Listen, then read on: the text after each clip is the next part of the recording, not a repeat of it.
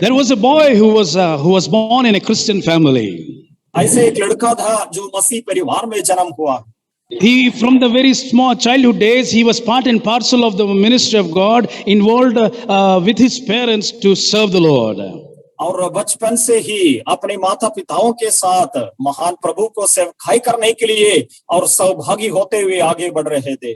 Every part of his life, a priority was given to be found in the presence of the Lord. और उसकी जीवन के हर समय में, हर मोड़ में परमेश्वर की उपस्थिति के लिए वो अधिक प्राथमिकता दिया करता था। This boy was a boy who was also part of every church activities. और कलीसिया की सारी कार्यक्रम में ये लड़का भागी बनते थे। But his standard or his state was this way, that he was unable to even share a memory verse perfectly in his life. लेकिन उसकी परिस्थिति ऐसा था और उसकी मानसिक क्षमता इस प्रकार थी कि वो एक वचन भी और लोगों के सामने बांट नहीं पाता था। Many a times he used to just share a half memory verse and go back home and get beatings or maybe no food also certain times. और कभी-कभी ऐसे हुआ करता था कि और एक आयत भी पूरा और बता नहीं पाते थे, आधा बोलते चले जाते, घर में पिटाई खाता और खाना भी नहीं खा पाते हैं। But he went on moving along with his brother and sister and doing as much as possible to be a part in the ministry of God. और परंतु इन सब बातों के बावजूद अपने भाई बहन और माता पिता के साथ परमेश्वर की सेवकाई के कार्य में आगे बढ़ते ही जाते थे। This boy every day desires to be a part of the ministry but also be involved in job. और इस लड़का इस प्रकार कामना करता था कि प्रभु की सेवकाई में भागी बने और साथ में नौकरी भी करें। With that desire, had a good education, did his good course, and was involved into doing a job in a particular place. और इस इच्छा के साथ उसने अच्छी शिक्षा पाई और एक बहुत ही अच्छी और नौकरी ऐसी एक जगह में उसने पाया। As he was doing this job, there was a time where came in his life where he was having a passion for the young boys and girls. और जब वो नौकरी कर रहा था उस समय में उसकी मन ऐसी जोश में पड़ गया कि जवान लड़कियों और लड़कों के बीच में सेवा करें। This boy was especially involved into marketing job, and so he was convincing products, convincing things, worldly things, so that people can buy them.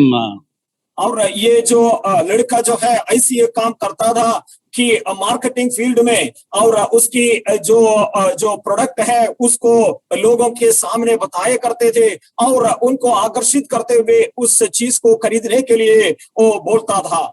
Many a times, if it is not the truth also, they would present it in such a way. This boy used to present it such a way, saying that it is the best thing ever you can get in your life. And that is how his life was all through his life. और वो इस प्रकार कहा करता था, भले उस जो चीज जो है इतना अधिक उत्तम ना होने के बावजूद भी उसकी सराहते हुए उसकी सारी बातों की और उसकी सारे गुण को बताते हुए और उसने उसको बेचने के लिए कोशिश करता था और उसमें वो कामयाब होते थे। Even in this situation, he was connected with the church, and one fine day, the pastor speaks from the word of God and says about Cain and Abel, and says, "Give your best to the Lord, not your leftovers." और इस हालात में वो जीवन बिता रहा था। उस समय में कलीसिया में एक पासवान से उसने एक संदेश पाया कि कईन और हाबेल की जीवन में और सबसे उत्तम परमेश्वर को देना चाहिए और जो बचा हुआ चीज नहीं, सबसे उत्तम चीज परमेश्वर को देना है। इस संदेश को उसने सुना। That boy spoke to his parents and told, "I'm going to go for Bible training. I want to serve the Lord." But when many relatives, people heard, they said, "How crazy you are. How can you do that? You can do your job and do the ministry too." और ये जवान लड़का जो है अपनी माता पिता के जो माता पिता से इस विषय को उसने बांटा कि मैं सेवकाई में जाना चाहता हूँ और मैं बाइबल स्कूल में पढ़ना चाहता हूँ। उनके रिश्तेदार भी इस बात को सुना। वो लोग इस प्रकार बताए, क्या तुम पागल हो गए हो? तुम नौकरी करते हुए प्रभु का सेवकाई करते जा। Now the parents spend so much. Now it is time for you to give to your parents and your family. और रिश्तेदार लोगों ने इस प्रकार बताया, देखो अब तक तुम्हें और तेरा माता पिता लोग संभाल रहे थे, आगे के समय में तुम्हें संभालना होगा, इसलिए क्यों तुम नौकरी क्यों छोड़ रहे हो? But his parents supported and finally ended up joining a Bible school. और अंत में उनका माता पिता की सहायता से उसने और एक बाइबल स्कूल में और भर्ती हुआ। Ultimately finished his Bible training. और उसने बाइबल की शिक्षा पूरा किया। Then came back to serve the Lord. और उसके पश्चात प्रभु की सेवकाई में आया। And that boy who was struggling to tell a memory verse, और जो ऐसा लड़का जो एक वचन भी और बोलने में बहुत ही दिक्कत हुआ करता था, now stands and boldly confesses about Jesus Christ and proclaims the good news of Jesus Christ. और हिम्मत से साथ और खड़े होकर प्रभु यीशु मसीह की गवाही देते हुए परमेश्वर का वचन लोगों को सुना रहा है। That boy is none other than the boy that you're listening to now. That is Moses. I am that boy who the Lord brought and made me stand before you as a living witness. ये लड़का ऐसा कोई नहीं है आप लोगों के सामने जो खड़ा हुआ है, जिसका नाम है मोसेस, और परमेश्वर ने ऐसी गवाही के साथ तुम्हारे सामने खड़ा किया है। Oh, I am nothing, but when the Lord has a purpose and plan in our life, He will somehow bring the best. He will somehow bring us into a place where we proclaim the good news of Jesus Christ. और जब हम कुछ भी नहीं है, परमेश्वर ऐसे स्थान से शून्यता से परमेश्वर ने खड़ा करते हुए परमेश्वर का वचन सुनाने के लिए, घोषणा करने के लिए इस स्थान में खड़ा करता है। My dear brothers and sisters, God has a very specific plan for each one of our life. और प्रिय भाई और बहनों, हमारे में से हर प्रत्येक व्यक्तियों के विषय में परमेश्वर कुछ खास योजना बनाया है। But many times when we look around the situations that are happening around us, the pandemic situation around us, the circumstances that are around us, the death condition that are around us, there is so much of question. Why is it happening? Why these things are happening? Could be a question in our life. और लेकिन हमारे सामने की परिस्थितियों को देखने के समय में, हमारी सामने वर्तमान में जिस प्रकार महामारी फैलते जा रहे उस परिस्थिति को देखने के सामने, और जो मृत्यु के समान जो घोर अंधकार की भरी हुई तराई की परिस्थिति देखने के समय में हमारी मन में इस प्रकार की सवाल पैदा होता है कि इस प्रकार की परिस्थिति क्यों पैदा होता है।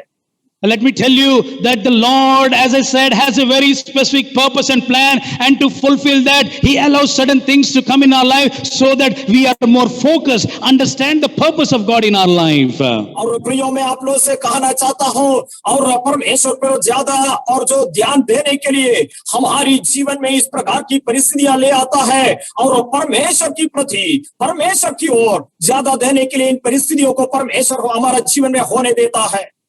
The biggest problem about the Christian community, the biggest problem that the Christian community is going through, especially those who are involved into training, Bible training, the biggest problem that we carry is this. और मसीह मंडल में और जो सबसे बड़ा सवाल जिन्होंने और मसीह और जो शिक्षा देते हैं वो जो सामना करते हैं, यही सवाल होती है। The question is this, the problem is this, that we are focused on knowing about God. और ये समस्या ये है और सवाल ये है, हम प्रभु के बारे में जानने के लिए लगे रहते हैं। We put every efforts, we do everything possible to know more about God. और परमेश्वर के बारे में ज्यादा जानकारी पाने के लिए हम बड़ी यत्न करते हैं और बड़ा प्रयत्न करता है। But the biggest mistake or biggest miss that every one of us are having in our life is not knowing God personally, experiencing Him personally in our life. और लेकिन सबसे बड़ा गलती हमारे जीवन में ये करते हैं, व्यक्तिगत तौर पर परमेश्वर को ज्यादा जानने के लिए और उसे अनुभव करने के लिए हम असफल हो जाते हैं। As a Bible training student, as I did my Bible training from Dehradun New Theological College. I did my BD and I gained a lot of knowledge about God. और जैसे और परमेश्वर की पवित्र शास्त्र की शिक्षा पाने वाली ऐसे विद्यार्थी होने के नाते मैं न्यू थियोलॉजिकल कॉलेज जो देहरादून में जो है वहां से मैंने शिक्षा पाया, वहां से मैंने बहुत जानकारी पाया हूँ। I know more about God. I know from Genesis to Revelations various things. I can make sermons, background, first point, second point, third point, conclusion. I can do so many things, present so many things about God. और प्रियो, मैं परमेश्वर के बारे में बहुत कुछ जानता हूँ। उत्पत्ति से लेकर प्रकाशित वाक्य तक के किताबों के आधारित मैं कई सारे और प्रचार का संदेश बना सकता हूँ, और अलग अलग बिंदु और निष्कर्ष के साथ में संदेश बना सकता हूँ। और लेकिन और परमेश्वर के विषय में मैं कहना चाहता हूँ, व्यक्तिगत तौर पर हमें जानना है। But the important thing, the main focus that we need to focus, every individual, everybody that is in this world, this is what the purpose, the desire of the Lord, that we know Him personally, intimate relationship with Him. और प्रियो, मुझे सुनने वाले सारे लोगों के विषय में परमेश्वर की विशेष और खास योजना है कि परमेश्वर को व्यक्तिगत तौर पर जाने, उसकी एक अभिलाषा हमारे मन में उपज होने पाए।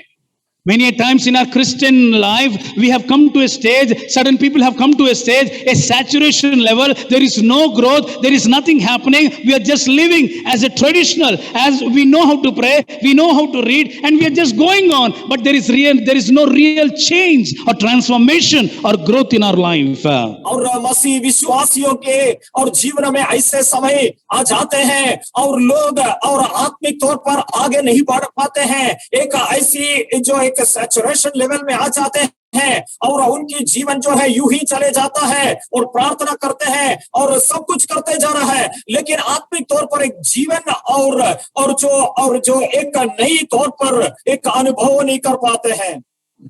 When we look at the Word of God, if we want to know Him personally, there is something that the Lord desires from you and I. और जब हम परमेश्वर की पवित्र शास्त्र की ओर ध्यान देते हैं और प्रभु के बारे में व्यक्तिगत तौर पर जानने के लिए एक इच्छा रखते हैं, तो पवित्र शास्त्र ऐसा एक विषय को हमारे सामने प्रस्तुत करता है। Jesus is teaching His disciples some important values that He desires these disciples carry in His life. और प्रभु यीशु मसीह ऐसी मूल्यों को अपने चेले लोगों को सिखाता है कि ऐसा मूल्यों को हम अपना जीवन में और लिए हुए चलते फिरना है। You and I are called to live a blessed life. और मुझे और आपको एक आशीषित जीवन बिताने के लिए बुलाया है। You or I are called to be called blessed people. और मुझे और आपको आशीषित लोग बनने के लिए बुलाए गए हैं। But we have missed the mark because we are only knowing about God, but we haven't experienced Him personally in our life. लेकिन हम निशाने से चूक गए हैं क्योंकि हम प्रभु के बारे में जानते हैं, लेकिन प्रभु को व्यक्तिगत तौर पर हम अनुभव नहीं करते हैं। When we look into Matthew chapter 5, where the Lord Jesus is giving the Sermon on the Mount, there are some valuable things that the Lord Jesus is desiring from you and me as a disciple of Jesus Christ. जब हम मत्ती रचित समाचार 5वें अध्याय की पहाड़ी उपदेश की ओर जब हम ध्यान लगाएं, वहां पर प्रभु यीशु मसीह मेरा और आपका जीवन में इस विषय को काम में रखना के चाहता है कि कुछ ऐसी मूल्यवान विषयों को प्रभु यीशु मसीह यहाँ पर हमें सिखाता है। Chapter 5 and verse 3 says, "Blessed are the poor in spirit, for theirs is the kingdom of God." मत्ती 5:3 ऐसा बताता है, धन्य है वे जो मन के दीन है, क्योंकि स्वर्ग का राज उन्हीं का है। Blessed are those who mourn, for they will be comforted. धन्य है वे जो शोक करते हैं, क्योंकि वे शांति पाएंगे। Blessed are the meek, for they will inherit the earth. धन्य है वे जो नम्र है, क्योंकि वे पृथ्वी के अधिकारी होंगे। Blessed are those who hunger and thirst for righteousness, for they will be filled. धन्य है वे जो धर्म के भूखे और प्यासे हैं, क्योंकि वे तृप्त किए जाएंगे। Blessed are the merciful, for they will be shown mercy. धन्य है वे जो दयावंत है, क्योंकि उन पर दया की जाएगी। Blessed are the pure in heart, for they will see God. धन्य है वे जिनके मन शुद्ध है, क्योंकि वे परमेश्वर को देखेंगे। Blessed are the peacemakers. धन्य है वे जो मेल कराने वाले हैं। Blessed are those who are persecuted for righteousness' sake. और जो धन्य है जो धर्म के कारण सताए जाते हैं। When we look at this passage, we see the blessedness. This is what you and I are called for, and we can experience this blessedness only when we know Him personally and get to connect with Him, have an intimate relationship with Him. और जब हम इस गद्यांश की ओर ध्यान देने के समय में ऐसी धन्य अवस्था की ओर परमेश्वर हमें बुलाया है, और यह धन्य अवस्था हमारे जीवन में हम तब पा पाएंगे जब हम इसके लिए तरस करते हुए और इसकी और प्रभु यीशु मसीह को व्यक्तिगत तौर पर जब हम अनुभव करने से ये अवस्था में हम आएंगे। It is not possible to focus on all the points, but we will focus on a few points. The first thing is, blessed are the poor in spirit. और इसकी सारी और विषयों पर ध्यान देना आज हमारी समय की कमी के कारण नहीं हो पाता है, और लेकिन ये पहली विषय यहाँ पर जो बताया है, धन्य है वे जो मन के दीन है। So those who know about God are coming to a stage where they're experiencing pride or pride of spirit, not poor in spirit. और जो प्रभु को जो जानते हुए और जो आते हैं, उनका मन में और जो एक दीन और नम्र अवस्था दिखाई नहीं दे रहा है, और जो घमंड और अभिमान की स्थिति को दिखाई दे रहा है। But the demand is, the desire is for the disciples of Jesus Christ to experience the poor, to be poor in spirit. और लेकिन प्रभु यीशु मसीह के पास आने वाले चेले लोगों से यीशु मसीह उन विषय की मांग रखता है कि मन के दीन होने पाए। Once we come out of Bible school, once we learn so many things from the Bible, we come to a stage where we experience pride in our spirit, but the Lord desires that we become poor in our spirit. और जब हम Bible school से बाहर आता है, वो बहुत सारे चीजों को सीखने के कारण हमारे मन फूल जाता है, लेकिन प्रभु यीशु मसीह मुझसे और आपसे ये चाहता है कि हम मन के दीन होने पाए। So what does this person who has a poor in spirit, what sort of characteristic he carries in his life? और ये मन के दीन हुआ हुआ व्यक्ति कौन हो सकता है, उसकी जीवन की स्वभाव की गुण क्या क्या हो सकता है? He is always lowly in his own eyes. He does not exalt himself. He is not proud. और अपने मन में वो बिल्कुल घमंड नहीं करते हैं, और अपने मन में उस व्यक्ति को अपने आप में और जो एक तुच्छ व्यक्ति समझता है।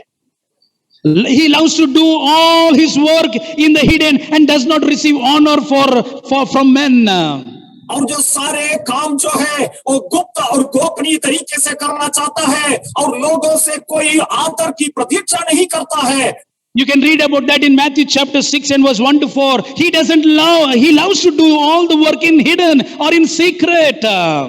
और जब हम मत्ती 6 के 1 से लेकर 4 तक आयतों में जब हम पढ़ते हैं, वहां पर सारे विषयों को प्रभु का जो महिमा देने वाला विषय और गुप्त तरीके से करता है।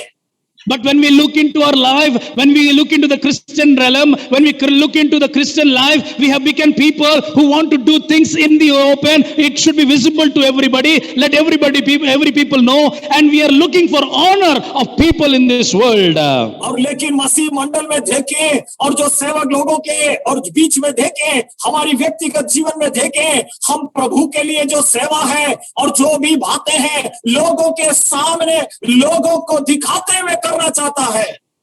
My dear brothers and sisters, the Lord desires that as His disciples, we start learning to know Him personally. And what does He desire? That we love to do things in secret, only His name to be glorified. और प्रिय भाइयों बहनों, और जो परमेश्वर की चेले होने के नाते और प्रभु यीशु मसीह मुझसे और आपसे इस विषय का कामना करते हैं कि हम प्रभु यीशु मसीह को व्यक्तिगत तौर में हम जाने और प्रभु की सेवा और प्रभु की महिमा के विषय गोपनीय तरीके से हम करें। When we look into Philippians chapter 2 and verse 4, जब फिलिपियों की पत्री 2 का 4 देखते हैं, there we can see that a person who is poor in spirit loves to give up his advantages for the benefit of others. और वहां पर हम ऐसा एक व्यक्ति को देखते हैं और दूसरों के सामने उंडेलना चाहता है ताकि दूसरों की भला हो जाए। He is not looking for his own, but whatever he does, he sees somehow it benefits others. अपने आप की भलाई के लिए कुछ भी नहीं करते हैं, दूसरों की भलाई के लिए वो करता है। He does not seek to be great. He does not look to be great among people. लोगों के सामने महान होने के लिए यत्न नहीं करता है। Not even earthly way, not in a spiritual way. He doesn't want to keep himself very high profile or people to know, people to give him good name. But he's always considering what the Lord desires, to be poor in spirit. और जो लोगों के सामने क्यों ना हो, और जो आत्मिक विषय में क्यों ना हो, महान बनने के लिए बिल्कुल नहीं चाहता है। मन में दीन होते हुए सारे बातों को करने के लिए वो चाहता है। The one who is having poor in spirit, he is such a person who does not seek to gain influence with people, but yet his entire longing is that people might come into the influence of God, not his influence, but God's influence. और जो मन के धीन रखने वाला व्यक्ति दूसरों के जो जीवन में खुद को प्रभावशाली रखना नहीं चाहता है, और जो प्रभु यीशु मसीह के पीछे प्रभु यीशु मसीह के प्रभाव के साथ आने के लिए वो चाहता है। We are living in a world where people are trying to show, give an influence of themselves on people, but what God desires is poor in spirit, and those who have the poor in spirit or who carry that quality of a poor in spirit, he has a desire to see God is influence in their lives. और मन के आजकल हम ऐसी संसार में रहते हैं कि लोग एक दूसरे के सामने प्रभाव डालने के लिए और असर दिलाने के लिए कोशिश करते हैं, लेकिन जो सच्ची आत्मिक व्यक्ति जो है और अपनी प्रभाव दूसरों पर डालना नहीं चाहता है, और मसीह का प्रभाव से मसीह के विषय में मसीह के पीछे होने के लिए वो चाहता है। If you look into John chapter 17 and verse 19, 1 Timothy chapter 4 and 16, John 17:19 and 1 Timothy chapter 4 and 16. और जब हम यूहन्ना 17 का 19 और पहला तिमोथी 4 का 6 जब हम देखते हैं, there we can see that a person who is poor in spirit sanctifies himself so that others by his example can satisfy themselves in truth. और वहां पर हम ऐसे एक व्यक्ति को देखते हैं, वो अपने को पवित्र करते हैं ताकि अभी सत्य के द्वारा उसे पवित्र किया जा सके। Oh, they're sanctifying themselves, they're rectifying themselves, they're making themselves holy so that others, before others, they would set an example. वो अपने आप को पवित्र रखना चाहता है, अपने आप को शुद्ध करता है ताकि दूसरों के सामने एक आदर्श और नमूना का विषय बन सके। If you look into Matthew chapter 16 and verse 24, जब आप मत्ती 16 का 24 देखें, there we can see the one who has a poor in spirit denies himself so that his life may not be an offense to others in any way.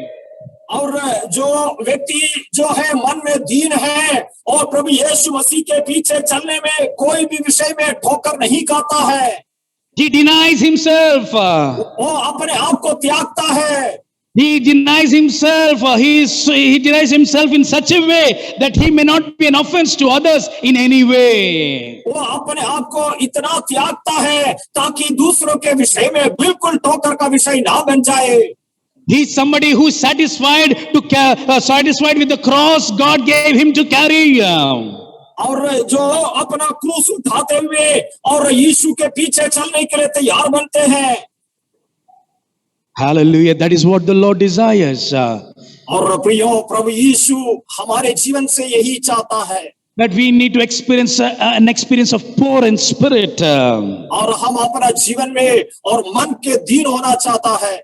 He lives his life for a purpose of laying it down as a sacrifice. और एक समर्पण के तौर पर, बलिदान के तौर पर अपना जीवन को और परमेश्वर के सामने अर्पित करता है। His ears are always open to hear to the voice of the Lord. परमेश्वर की वाणियां सुनने के लिए अपने कान हमेशा परमेश्वर की ओर लगे रहते हैं। Or not to just not to just enjoy it as a self satisfaction, but in order to do what he has heard. और केवल और जो तृप्त होने के लिए ही नहीं, जो परमेश्वर से सुना है उसको करने के लिए वो हमेशा तैयार रहता है।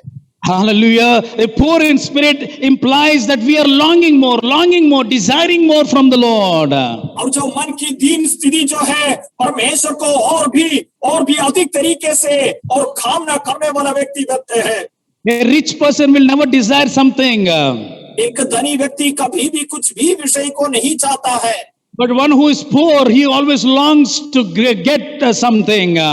और जो गरीब लोग जो है हमेशा कुछ ना कुछ पाने के लिए और जो तरसते रहता है। So a poor person depends on somebody else. पढ़ें sir. A poor person depends on somebody else for एक to receive दरिद्र his व्यक्ति जो own needs. है हमेशा दूसरों की सहारा और उसकी भरोसे में रहते हैं। You know what is the principle that generally the world has? और क्या ये संसार की और जो तत्व को और सिद्धांत को आप जानते हो?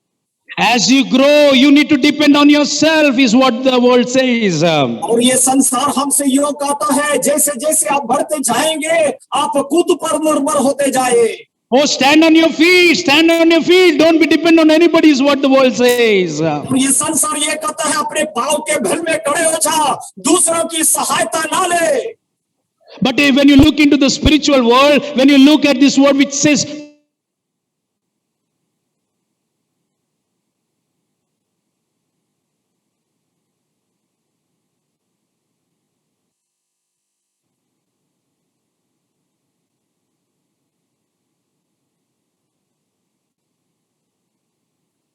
hallelujah. Can you hear me?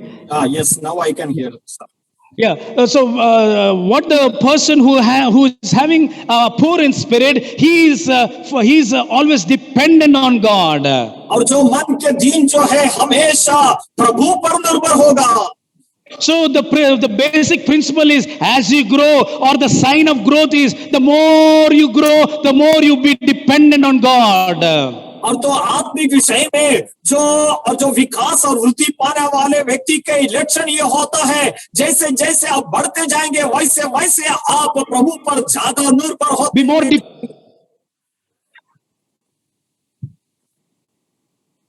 Hallelujah. When we experience that, then we can experience the blessedness of God in our life. और तब हम परमेश्वर की धन्य और भाग्यवान स्थिति को हम अपने जीवन में हमारे वो करेंगे। The word of God says, blessed are the poor in spirit, for theirs is the kingdom of heaven. और परमेश्वर का वचन योग कहता है जो धन्य है वह और जो परमेश्वर के राज्य के अधिकारी होंगे। Those who are poor in spirit are blessed, for theirs is the kingdom of God. और जो मन के दीन है और क्योंकि स्वर्ग का राज्य उन्हीं का है। The second thing that we see in this passage is this. और दूसरा विषय इस गद्यांश में हम ऐसा देखता है, blessed are those who mourn. और धन्य है वे जो शोक करते हैं। So this is very important in our life, which maybe we are missing in our life, to mourn before the presence of the Lord. और ये हमारी जीवन में बहुत ही महत्वपूर्ण विषय है और इसकी ही घटती हमारे जीवन में दिखाई दे रहा है कि हम परमेश्वर की उपस्थिति में रोइए। Blessed are those who mourn, for they will be comforted. और जो धन्य है जो शोक करते हैं क्योंकि वे शांति पाएंगे। If you look into Paul, when you look into Paul's writing, when he writes to Corinthians, in 2 Corinthians chapter 7 and verse 10, he says, और जब हम पौलुस की पत्रियों को देखें और दूसरी कुरिन्थियों की पत्री 7वीं अध्याय 10वीं आयत पर हम ध्यान देंगे, where he says, for godly sorrow produces repentance leading to salvation, not to be regretted, but the sorrow of the world produces death. और 7 की 10 में हम इस प्रकार देखते हैं कि परमेश्वर भक्ति का शोक ऐसा पश्चाताप उत्पन्न करता है जिसका उद्धार है। So here it says, a godly sorrow produces repentance. और यहाँ पर इस प्रकार बता रहा है कि भक्ति का शोक ऐसा पश्चाताप को उत्पन्न करता है। But the sorrow of this world will lead us to death, but the sorrow or the mourning of our godly mourn or sorrow will give us repentance and ultimately lead us to salvation. और लेकिन ये जो संसारी शोक मृत्यु उत्पन्न करता है, लेकिन परमेश्वर की भक्ति का शोक जो है ऐसी पश्चाताप उत्पन्न करता है जिसका परिणाम उद्धार होता है। You know, the godly sorrow comes when we rightly see ourselves in the light of the Word of God and see how short we fall in relationship with the divine nature of God. और प्रियो, ये जो भक्ति का जो परमेश्वर भक्ति का शोक इस प्रकार होता है और परमेश्वर की उजियाले में जब अपना ही जीवन को देखते हैं और परमेश्वर के गुण से हम कितने कम और कितने गिरे हुए हैं इसको पहचानने से हमारे जीवन में ऐसी शोक और दुख जो जो निकलता है उसके अनुसार होता है। So when we mourn, what do we mourn for? और इसलिए हमें किसके विषय में शोक करना है? Oh, we need to mourn for our sinful nature. और हमें हमारी पाप की स्वभाव के प्रति हमें शोक करना है। Oh, there are many teachings coming up where they're saying you no need to cry for your sins, no need to think about regret for your sins. Everything has been washed away. You're fine. No problem is what many people teach. और ऐसे कई सारे शिक्षक लोग ये शिक्षा देते आ रहा है कि तुम्हारी सारे पापों की क्षमा हो चुका है, यीशु मसीह की लहू के कारण सारे पापों की क्षमा हुआ है, आगे तुम्हें कोई भी विषय की शोक करने की जरूरत नहीं होती। But we are living in a fallen world, and this world is always forcing us, dragging us to a stage where somehow, some way, we are committing things that are not right in the eyes of God. और लेकिन हम ऐसी एक पतन की और जो गिरा हुआ संसार में और जीवित कर रहते हैं, इसके कारण हम कुछ भी करते हैं, उसमें से कुछ ना कुछ गलतियां हो जाता है और परमेश्वर के से हम गिरे हुए होते हैं। But we live in a world where we are trying to manipulate things, cover up things and say that is fine, this is okay, this is fine, and that is not what the Lord desires from each one of us. और हम ऐसे जो संसार में जीते हैं और वहां पर हमारी गिरावट को और हम ढांपने के लिए कोशिश करते हैं, ये ऐसा नहीं है, इसमें ऐसे हुआ है, इस प्रकार की नकरा और बहाना बताते हुए हम अपने आप को कवर करना चाहते हैं, लेकिन परमेश्वर इस विषयों को हमारे जीवन में बिल्कुल नहीं चाहते हैं। But in this pandemic situation, these circumstances around us, the death around us is forcing us to realize and understand who you and I are. We are sinful people with sinful nature, but by the grace of God, we are considered as righteousness of God, but we need to mourn for our righteousness. और प्रियो, इस महामारी की समय में हमें परमेश्वर ऐसा हमें मजबूर कराता है कि हमारी आत्मिक स्थिति किस प्रकार होते हैं, हमारी आत्मिक पतन की, आत्मिक गिरावट के विषय को याद करते हुए हम मन में शोक करने के लिए परमेश्वर हमें मजबूर करता है। We need to check ourselves. हमें अपना ही छानबीन करना होता है। Oh, every day, every moment, we need to renew ourselves. हर पल, हर दिन, और जो एक नवीकरण हमारे जीवन में होनी चाहिए। Even Apostle Paul, when you look into his life, he's such a wonderful man of God. He established so many churches, but his experience, he says, he knew such grief over his own sinful condition. और जो प्रेरित पौलुस, जो ऐसे महान व्यक्ति है और कई सारी कलीसियाओं की स्थापना किया हुआ व्यक्ति, अपने विषय में छानबीन करने के समय में और उसकी अभागा स्थिति के विषय में हमें बताता है। Romans chapter 4 and verse 24, 7 and verse 24, Paul writes to the church of Romans, and there he says, oh, what a miserable person I am. Who will free me from this life that is dominated by sin and death?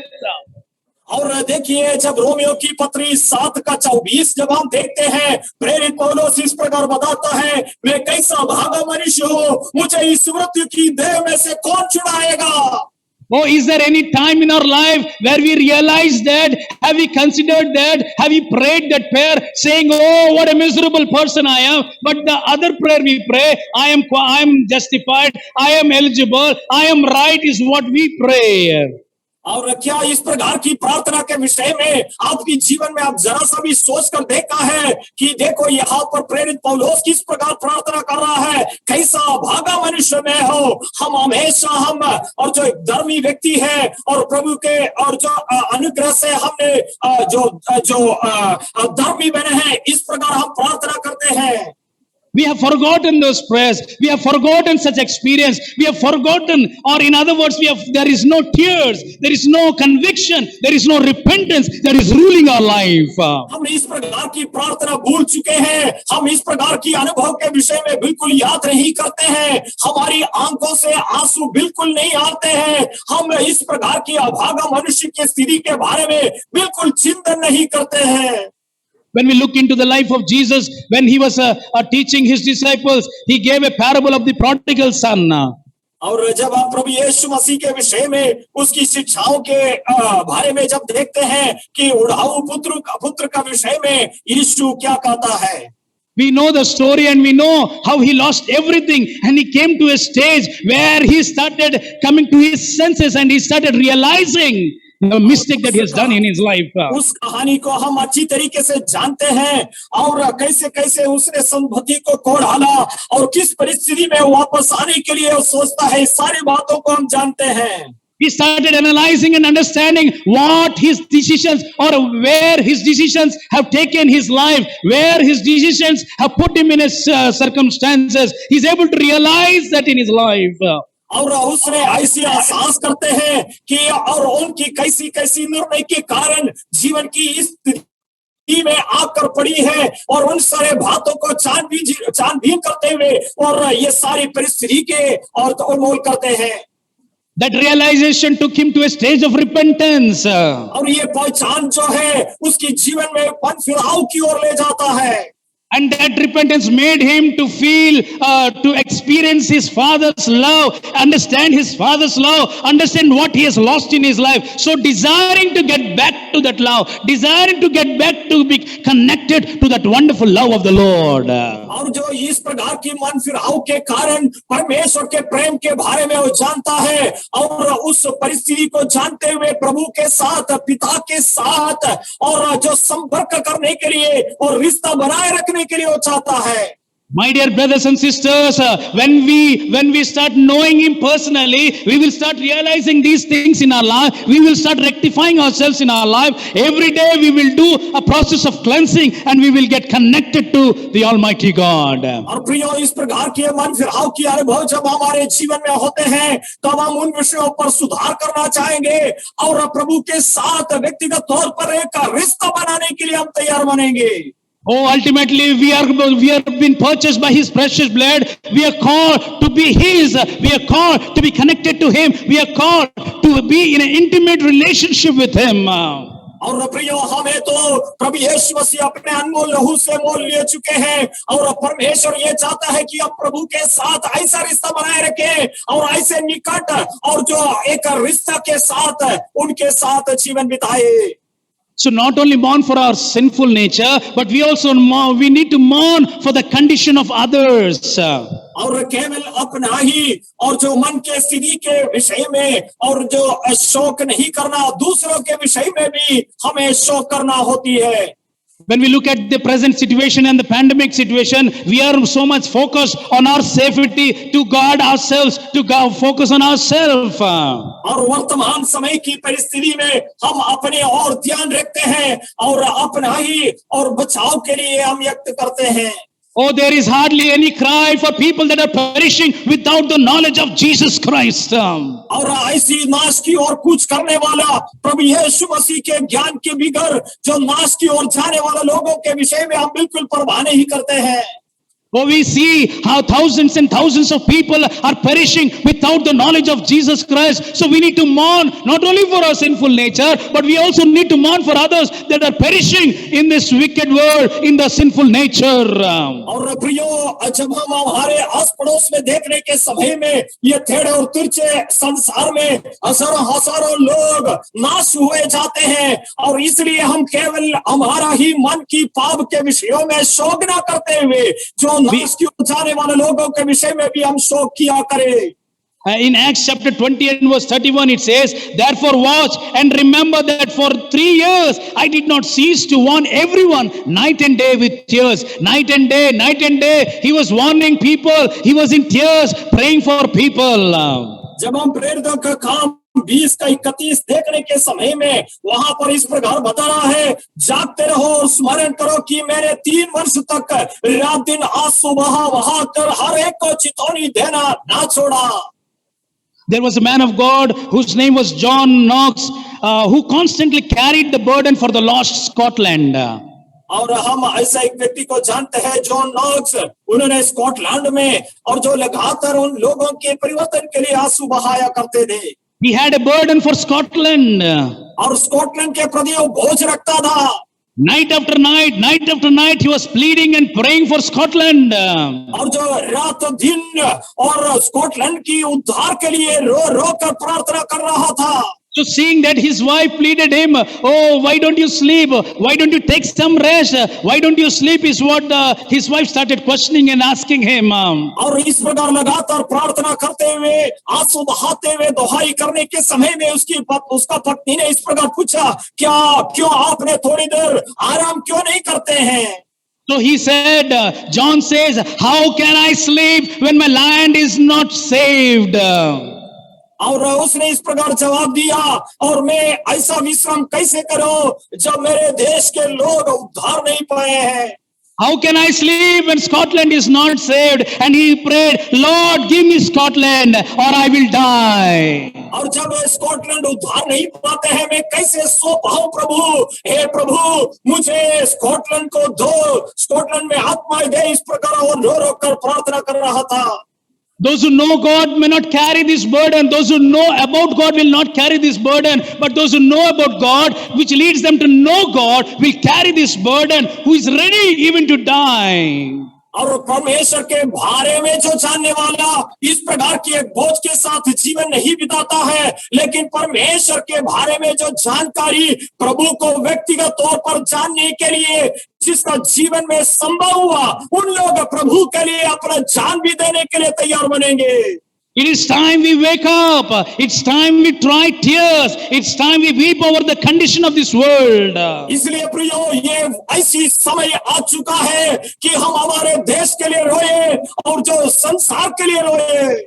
I was many times encouraging the church and many people, if we are alive, if we are still saved in this pandemic situation, God is giving a privilege to cry out to people who are perishing in this wicked world. और जो हमारी कलीसिया में मैंने इस प्रकार बताते हुए लोगों को प्रोत्साहित करता था कि देखो, अगर आप जीवित हैं तो परमेश्वर ने आपका जीवन में सौभाग्य दिया है कि प्रभु को जो जानने बिगर मरने हैं, उनके लिए आप प्रार्थना करें, उनकी आत्मा की उद्धार के लिए प्रार्थना करें। It is not anything good about us, but He's giving a privilege, an opportunity to cry out to people, to plead before the presence of the Lord that He would hear and save our land, save our people.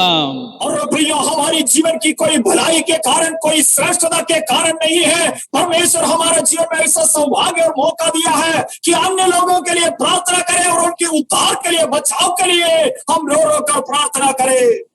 We know the Bible says, if my people who are called by my name humble themselves and change their lives, He says He's going to save His people, save the land. और क्या आप जानते हैं, और वहां पर जो जैसे बताया गया है कि अगर आप मन को दीन करें और पापों से फिरे, और यदि मेरी प्रजा के लोग जो मेरे कहलाते हैं दीन होकर प्रार्थना करें और मेरे दर्शन के खोजी होकर अपनी बुरी चाल से फिरे, तो मैं स्वर्ग में से सुनकर उनका पाप क्षमा करूंगा और उनके देश को ज्यों का त्यों कर दूंगा। 2 Chronicles 7 and verse 14. If my people who are called by my name, 2 Chronicles chapter 7 and verse 14. If my people who are called by my name will humble themselves and pray and seek my face and turn from their wicked ways, then will I hear from heaven and will forgive their sins and will heal their land. और आइए दूसरे इतिहास 7:14 पर हम ध्यान लगाएं। वहां पर परमेश्वर यूं कहता है, और यदि मेरी प्रजा के लोग जो मेरे कहलाते हैं दीन होकर प्रार्थना करें और मेरे दर्शन के खोजी होकर अपनी बुरी चाल से फिरे, तो मैं स्वर्ग में से सुनकर उनका पाप क्षमा करूंगा और उनके देश को ज्यों का त्यों कर दूंगा। So we need to mourn, we need to rise up, we need to understand the seriousness of the situation. इसलिए प्रियो, ये वर्तमान परिस्थिति के और जो गंभीर अवस्था को याद करते हुए हमें शोक करना है और परमेश्वर से दुहाई करना है। In this world there is tribulation. As long as we are in this world, there is pain, there is struggle, there is fear. We cannot get rid of all these things. प्रियो, जब तक हम इस दुनिया में रहते हैं तब तक हमारे लिए पीड़े होगा, सताव होगा, बीमारी होगा, सब कुछ होगा। हम इनमें से पूर्ण तरीके से स्वतंत्र नहीं हो सकता है। But Jesus says in John chapter 16 and verse 13, He says, in the world you will have tribulation, but be of good cheer. I have overcome the world. John 16:33. और जब हम यूहन्ना के सुसमाचार 16:33 से लेकर पढ़ेंगे, वहां पर इस प्रकार प्रभु यीशु मसीह स्वयं इस प्रकार बता रहा है, और देखो मैंने ये बातें तुमसे इसलिए कही है कि तुम्हें शांति मिले। और संसार में तुम्हें क्लेश होता है, परंतु ढाढ़समंदो मैंने संसार को जीत लिया है। Hallelujah. He starts off with saying there is suffering, but he is comforting us by saying that he has overcome the world. और वो इस प्रकार बता रहे हैं, संसार में हमें तो क्लेश होगा, लेकिन हमें आश्वासन की सांत्वना की वाणी करता है, परंतु ढाढ़समंदो मैंने संसार को जीता है। The mourning and grief are part and parcel of life, or realities of life. और प्रियो, शोक करना और जो खेदित मन से रोकर जो उस विषय का याद करना हमारी जीवन का एक भाग होता है। But there is also blessing that is attached to that he is our comforter. और लेकिन उसके शांति साथ में और शांति और आश्वासन भी है, क्योंकि वह हमारा और सांत्वना का विषय है। All those who mourn, the word of God says, he will be comforted. और यहाँ पर परमेश्वर का वचन इस प्रकार बताता है, और जो भी और शोक करता है कि उसे और शांति दिया जाएगा। I would jump to the next verse, which is, blessed are those who hunger and thirst for righteousness. और आगे के विषय की ओर मैं सीख रहना चाहता हूँ, धन्य है वे जो धर्म के भूखे और प्यासे हैं, क्योंकि वे तृप्त किए जाएंगे। Because there is few minutes, so I just want to focus on this very important aspect of hunger and thirst. और थोड़ा सा ही और समय बाकी रहने के कारण जो महत्वपूर्ण विषय जो भूखे और प्यासे होना, उस पर ध्यान केंद्रीकृत करना चाहता हूँ।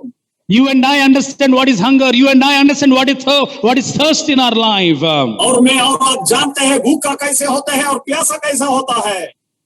But here you see, the wonderful thing is, blessed are those who hunger and thirst, is what the word of God says. और लेकिन यहाँ पर एक ऐसा विषय को बताया है, धन्य है वे जो धर्म के भूखे और प्यासे हैं। In general terms, those who are hungry, those who are thirsty are never called blessed, but are called cursed people. और सामान्य तौर पर जो भूखे हैं, जो प्यासे हैं, उसको आशीषित नहीं कहा जाता है, वो श्रापित ही कहा जाता है। But here we see, blessed are those who hunger and thirst. और लेकिन यहाँ पर हम ऐसे कहते हैं, जो धन्य है वे भूखे और प्यासे हैं। And hunger and thirst for what? Hunger and thirst for the righteousness of God. और भूखे और प्यासे किस विषय में होते हैं? और जो परमेश्वर के धार्मिकता के विषय में जो होते हैं। Those who know about God, the problem with them is they don't have hunger, they don't have thirst for the righteousness of God. They don't hunger and thirst for God in their life. और परमेश्वर के जानने के लिए इच्छा रखते हैं, उनका जीवन में विशेष बात ये दिखाई दे रहा है कि परमेश्वर की धार्मिकता के विषय में भूखे और प्यासे नहीं होते हैं। But those who know Him will have a hunger and thirst for God. और लेकिन सच्ची तौर पर जिन्होंने उसको जानते हैं, वो अपने मन में भूखे प्यासे रहते हैं। Hunger and thirst is not a small desire or a mild desire, but a strong desire. और देखो, प्यासा और भूखा एक छोटा ऐसी एक अभिलाषा या एक ऐसी एक विषय नहीं होती है, वो बहुत बड़ी विषय होती है प्रियो। When I say that I'm hungry, it does not imply or does not mean that I don't care to get that particular thing that I'm hungry for. और जब मैं कहता हूँ कि मैं भूखा हूँ और प्यासा हूँ, तो इस विषय को नहीं दर्शाता है, उस पर मैं बिल्कुल नहीं क्या ध्यान देते हैं जिसको मैं पाना चाहता है। So when I'm saying I'm hungry, I'm thirsty, I want that, I desire that, I need to have it in my life. और जब मैं कोई विषय के लिए प्यासा और भूखा कहते हैं, तो मैं उस विषय पर मैं इतना अभिलाषा रखता हूँ, उसको पाने के लिए मैं कामना रखते हुए उसको हासिल करने के लिए मैं कोशिश करता हूँ। To understand this hunger and thirst, the psalmist gives a wonderful expression in Psalms chapter 42 and verse 1 and 2. और जब ये प्यासा और भूखा का विषय को समझने के लिए और जब हम वचन संहिता की ओर जाएं और जो 42वां वचन में इसका विषय में वचन करता अच्छी तरीके से इस विषय को हमारे सामने प्रस्तुत करता है। Where the psalmist says, "Oh God, you are my God." और यहाँ पर वचनकार इस प्रकार बताता है, हे परमेश्वर, तू मेरा परमेश्वर है। Oh, the sons of Korah mentions that, oh, as the deer panteth for the waters, so my soul longeth after thee. और कौरव वंशियों इस प्रकार बताते हैं, जैसी हरणी नदी के जल के लिए हाफती है, वैसे ही है परमेश्वर, मैं तेरे लिए हाफता हूँ। He says, my soul thirsts for God. और वो कहता है, मेरी प्राण जो है जो नदी के जल के लिए हाफती है। My soul thirsts for the living God. और मेरा मन जीवित परमेश्वर के लिए हाफता है। When shall I come and appear before God? और मैं परमेश्वर की उपस्थिति में कब जाना पाऊंगा। See, this is a person who is knowing God personally, not knowing about God, but he's knowing God with an intimate relationship. और देखो, ये ऐसा एक व्यक्ति है जो परमेश्वर के बारे में जानने वाला व्यक्ति नहीं है, व्यक्तिगत तौर पर परमेश्वर के साथ घनिष्ठ संबंध रखने वाला ऐसा एक व्यक्ति है। He's longing, he's desiring for that waters, he's desiring for the presence of the Lord. परमेश्वर की उपस्थिति के लिए वो कामना करता है, वो ऐसी अभिलाषा जो परमेश्वर की उपस्थिति के लिए रखता है। David also mentions in Psalms chapter 63 and verse 1. और दाऊद भी वचन संहिता और 63 की 1 में इस विषय को हमारे सामने प्रस्तुत करता है। Oh God, you are my God. हे परमेश्वर, तू मेरा परमेश्वर है। The expression, he's saying, oh God, you are my God. और देखो, उसकी भावना को यहाँ पर समझो, हे परमेश्वर, तू मेरा परमेश्वर है। Our condition, our level of Christianity has gone to a stage where we have forgotten that He is our God and He should be our God. और देखो, हमारी मसीहत की हालात इस हद तक आ चुके हैं, हम इस विषय को हकीकत में पहचान नहीं पाते हैं कि हे परमेश्वर, मेरा परमेश्वर, इस विषय को हम सही और सही मतलब हम नहीं समझते हैं। See the extent of his hunger and desire for God. He says, earnestly will I seek you. Earnestly I seek you. I desire you. I am longing for you is what the psalmist is saying here. और वचनकार यहाँ पर इस प्रकार बताता है, हे परमेश्वर, तू मेरा परमेश्वर है, मैं तुझे यत्न से ढूंढूंगा। और इस प्रकार अपनी मन की अभिलाषा को यहाँ पर व्यक्त करता है। My soul thirsts for you. My flesh faints for you. See the expression. This expression, this sort of a desire will be seen only in those people's life who wanted to know Him personally. देखो, यहाँ पर वचनकार की मनोभावना को आप देखो, मेरा मन तेरा प्यासा है, मेरा शरीर तेरा अति अभिलाषी है। और देखो किस प्रकार परमेश्वर के प्रति कामना रखने का विषय यहाँ पर किस प्रकार वो व्यक्त करता है। My dear brothers and sisters, in this situation, the important thing that is needed is to generate or to have an hunger, to have a thirst for the presence of the Lord.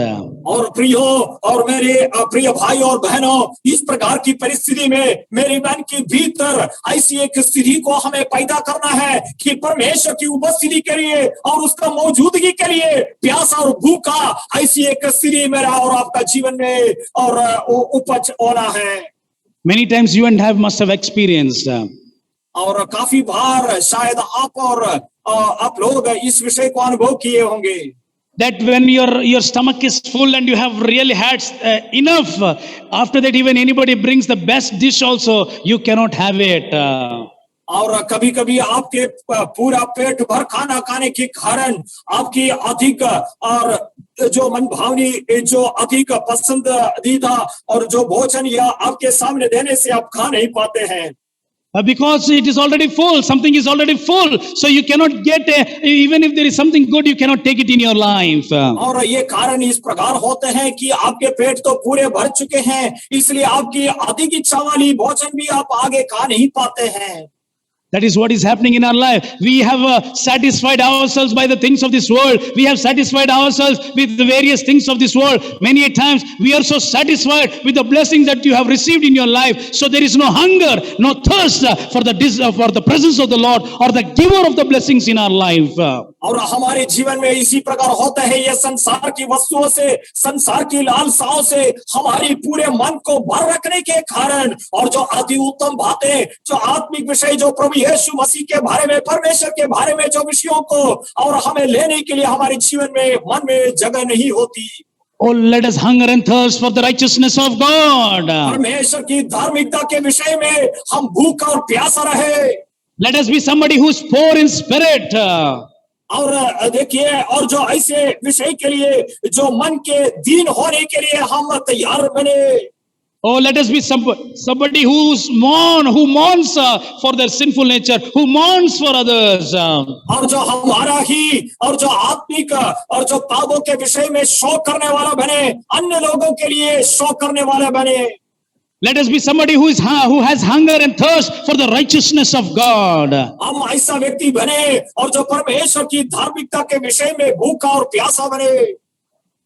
Yes, my dear brothers and sisters, I don't want to take any more time, but let me tell you, let us not just be somebody who knows about God, but who knows God personally and build a relationship with Him. और प्रिय भाइयों बहनों, मैं शीघ्र ही विराम करना चाहता हूं। हम ऐसा कोई व्यक्ति ना बने कि परमेश्वर के बारे में जानने वाला हो, और लेकिन हम ऐसा व्यक्ति बने जो परमेश्वर के साथ कनिष्ठ संबंध के अनुभव में रहने वाला बने। Let our knowledge about God lead us to know Him personally. परमेश्वर के प्रति हमारा ज्ञान जो है वो उसे व्यक्तिगत तौर पर जानने के लिए हमारी जीवन में मौका और अवसर बनने पाए। Many of us are missing knowing Him personally. और काफी सारे लोग व्यक्तिगत तौर पर उसे अनुभव नहीं करता है। See, many people's statement is, it seems Jesus did this, it seems Jesus speaks, it seems through His name there is miracle, it seems there are very few people. I have experienced Him, I know His love, I have tasted Him, I know He is good. और काफी सारे लोग इस प्रकार बताता है कि ऐसा लगता है प्रभु यीशु मसीह इस प्रकार ने बताया, प्रभु यीशु मसीह ने इस प्रकार अद्भुत कार्य किया करके मुझे लगता है, इस प्रकार लोग बोलते हैं। लेकिन हम वैसे लोग ना बने, हम व्यक्तिगत तौर पर इस प्रकार बताए कि मैंने व्यक्तिगत तौर पर अनुभव किया है, प्रभु यीशु मसीह को मैंने चख कर देखा है, इस प्रकार बताने वाले लोग बने। He wants to be a God, a personal God. He wants to have a personal relationship, an intimate relationship, so that we will grow and be as the Lord desires for us to be. और प्रियो, व्यक्तिगत तौर पर आपका मेरा परमेश्वर होना चाहता है, व्यक्तिगत तौर पर उनके साथ एक घनिष्ठ संबंध रखने के लिए वो चाहता है, और इसलिए हम परमेश्वर को अधिक जाने और प्रभु की आत्मिकता में हम बढ़ते हुए और वृद्धि पाते हुए चले। In other words, the Lord is bringing us back to the basics, the importance of what we need to learn in our life. और दूसरी शब्दों में अगर कहा जाए, परमेश्वर बुनियादी विषयों पर हमें वापस ले आ रहा है।